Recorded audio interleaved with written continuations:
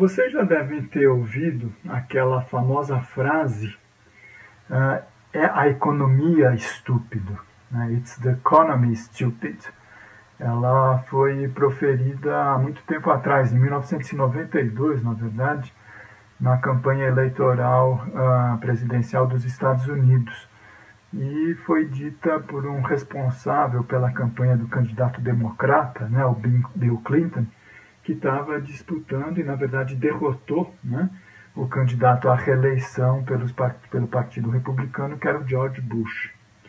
E naquela época, os Estados Unidos estavam justamente sob a gestão do Bush, dos conservadores, adotando uma política que era a política em voga na época, né? Quer dizer, essa ideia do austericídio, da austeridade radical e provocando então cortes orçamentários muito importantes, tá certo, e que afetavam, né, na verdade, a grande maioria da população norte-americana.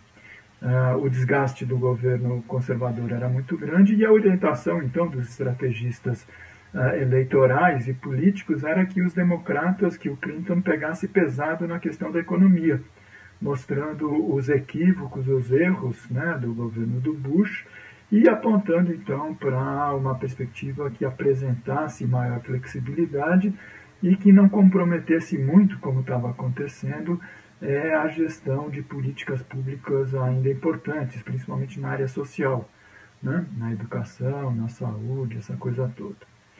E o fato é que isso aí acabou ficando para a história da política e das eleições no mundo, tá certo? E no Brasil de 2019, quer dizer, cabe muito bem essa interpretação, né? Quer dizer, de que, independentemente da questão política, dos desatinos, das destrambelhadas, da orientação extremamente conservadora, de extrema direita mesmo, do governo do Bolsonaro, tá certo? Na questão da economia é que a coisa também está pegando pesado, tá certo? Porque a equipe do Paulo Guedes, quer dizer, está implementando aquilo que começou, na verdade, a ser política de governo em 2015, quando a Dilma Rousseff fez aquela besteira enorme de nomear um representante cristalino do financismo, Joaquim Levy, tá certo, para o seu Ministério da Economia. E ali começou a ser implementada aquela que eu chamo da política do austericídio, né? Quer dizer, a combinação de uma política burra, cega, tá certo, de cortes horizontais generalizados, combinados com a política de juros extremamente elevada, que afundou o país nessa recessão que a gente está metido há 4 anos, com todas as suas consequências, do ponto de vista do emprego, das políticas sociais, da miséria, tá certo? Que a grande maioria da população voltou a mergulhar, tá certo? Mas, felizmente, ainda nessa área da economia, seu estúpido, né, como dizia, nós temos algumas novidades alentadoras, tá certo? A primeira delas é que na semana passada foi constituída uma importante associação, a Associação Brasileira dos Economistas pela Democracia, a ABED.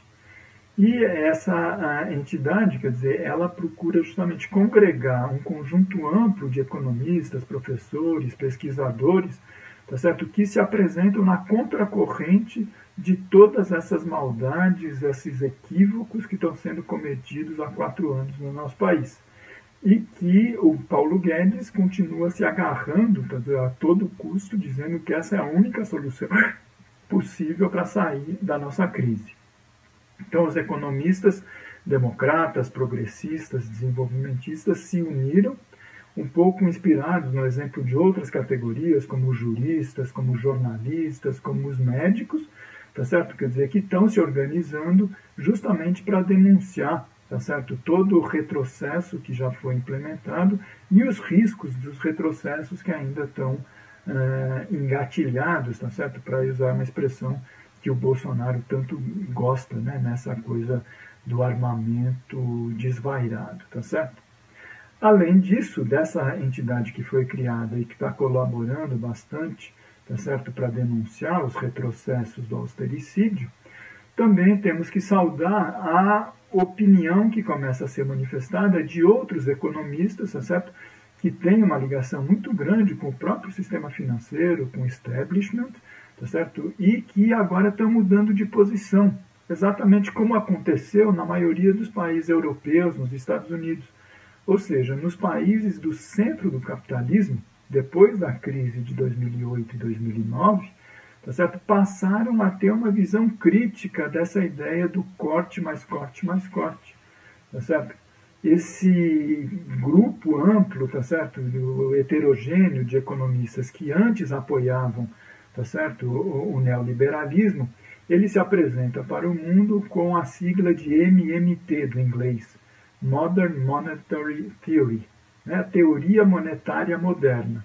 E eles vêm jogar um pouco de luz, tá certo, nesse debate, mesmo de uma perspectiva conservadora, tá certo, mostrando que nos momentos de crise, como aconteceu a partir de 2008 e 2009, mesmo na teoria conservadora da economia, é possível identificar a necessidade que o Estado, ao contrário do que o Paulo Guedes e do que sempre se tentou fazer no passado, precisa sair gastando. Quer dizer, nos momentos de crise, como a gente está vivendo, de recessão, de depressão, tá certo? A pior coisa é aquela que o Paulo Guedes está implementando, que é cortar ainda mais o gasto público. E esse pessoal do MMT diz exatamente o contrário, não. O Estado tem que sair gastando, ele tem que tomar a vanguarda do gasto, tá certo? Nos investimentos, em assegurar as despesas de natureza social, para que a economia consiga retomar o seu ciclo de crescimento.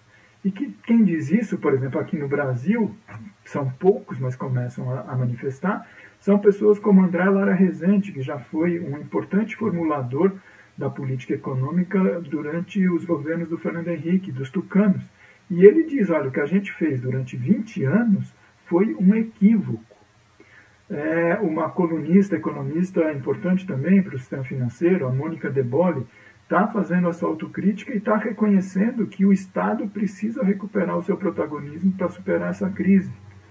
Inclusive, uma outra colunista, a Miriam Leitão, tá certo? Que sempre foi reconhecida como uma defensora do establishment, etc., agora já começa a apresentar sérias críticas ao próprio governo do Bolsonaro e esboçando aqui e ali alguma crítica ao próprio Paulo Guedes, tá certo?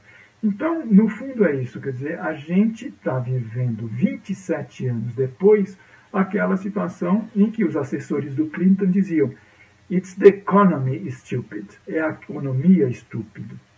O próximo teste vai ser justamente a reforma da Previdência. E os setores progressistas, os setores comprometidos com uma visão de desenvolvimento social e econômico do país, estão conseguindo fazer a sua voz chegar a Brasília e chegar aos rincões do nosso país. De maneira que a próxima manifestação, que está marcada por dia 30 dos estudantes, e a greve geral para meados de junho, vão ser balizadores importantes dessa que deve ser a primeira grande derrota do projeto do Paulo Guedes e do Bolsonaro.